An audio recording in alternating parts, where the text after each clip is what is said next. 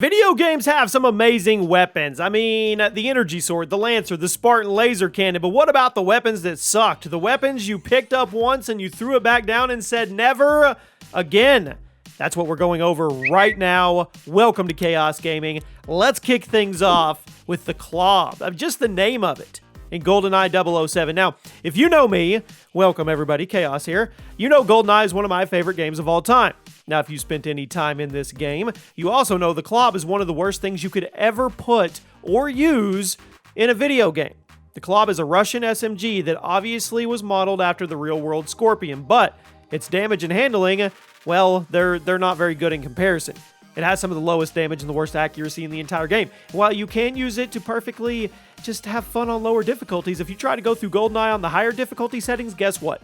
It's useless. The damage is terrible. The magazine is tiny, and it's inaccurate. Enemies barely drop ammo for it, and the drawbacks just keep going and going. Here it is. The Club sucks. It's a good way to start today's list. Next up is the P2020 and Apex Legends. Now, before you dislike the video, let me say first that if you have the hop-up for this gun, it's a monster. I know that. However, if you drop into the map and you get the P2020 as your starting gun, it's one of the worst feelings ever. Standard handgun, pretty big magazine, extremely low damage, requires you to hit pretty much every single shot in the mag in order to drop somebody. Battle Royale games are always about getting guns, and you want guns that can get the job done quickly, and this is the exact opposite of that. But there is one gun in Apex Legends that has it beat in terms of uselessness. Now, I know you already know what this is before we get into it, so do me a favor, before we guess this number 8 spot, turn on your notifications, drop a like, make sure you're following the page, share this with somebody that you know enjoys useless weapons. The Mozambique, of course, yes, once again, the Mozambique with the hop-up is okay, but other than that, it's a piece of crap. Come on. Been in the game since launch. It's a meme now. They've even embraced that it's a meme. I mean, the awkward handling, pitifully low damage. It's a shotgun pistol with just a few shots in the chamber. In order to get even remotely decent damage, you pretty much have to just be shoving the barrel in your enemy's mouth as you pull the trigger. Like simultaneously, you have to shove it in the mouth and pull the trigger at the same time. It's a crap weapon all around, and a lot of Apex Legends players would rather just use their fists than pick up this gun. That is saying something. Next up, the gray charged shotgun in Fortnite. Fortnite is the game all about the weapons. You drop in, look for good weapons, and there's a big obvious gap between the common stuff and the more rare stuff. And the charged shotty, it was added to the game at the beginning of Chapter 2, Season 3, and it was meant to shake up the shotgun meta, and guess what? It did do that. Most people will agree, though, it wasn't a good thing.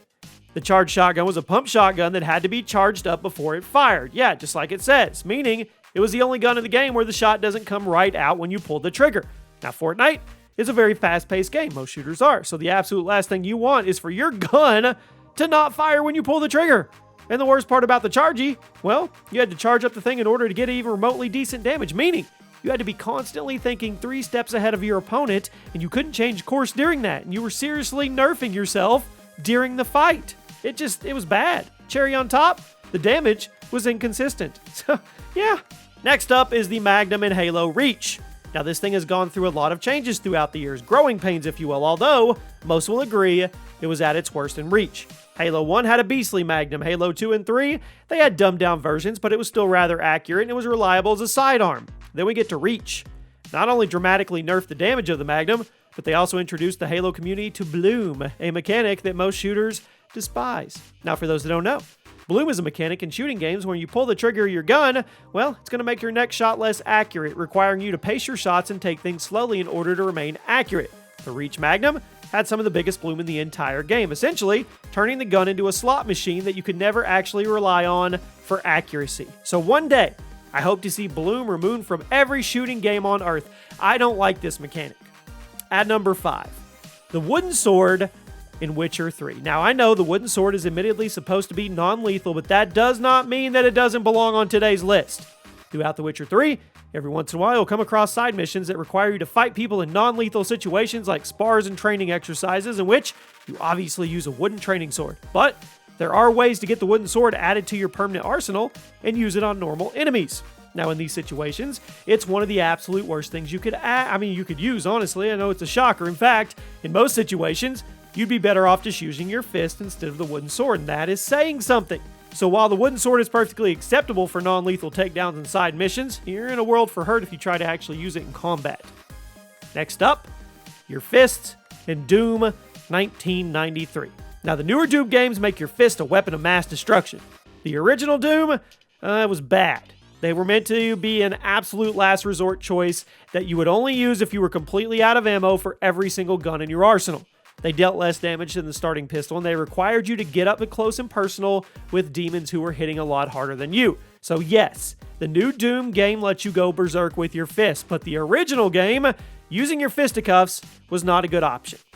At number 3, pulse grenades, Halo 4. Now, Halo 4, they tried to shake up the formula and introduce us to all kinds of new crazy weapons, but for the most part, they were underwhelming. The pulse grenades, they were a new Forerunner throwable, and it behaved pretty similarly to the power drain from Halo 3. However, the area of effect was smaller, it was weaker, it was easier to avoid. Pulse grenades were crap in single player and almost completely useless in multiplayer because of how easily enemy players could get out of the way.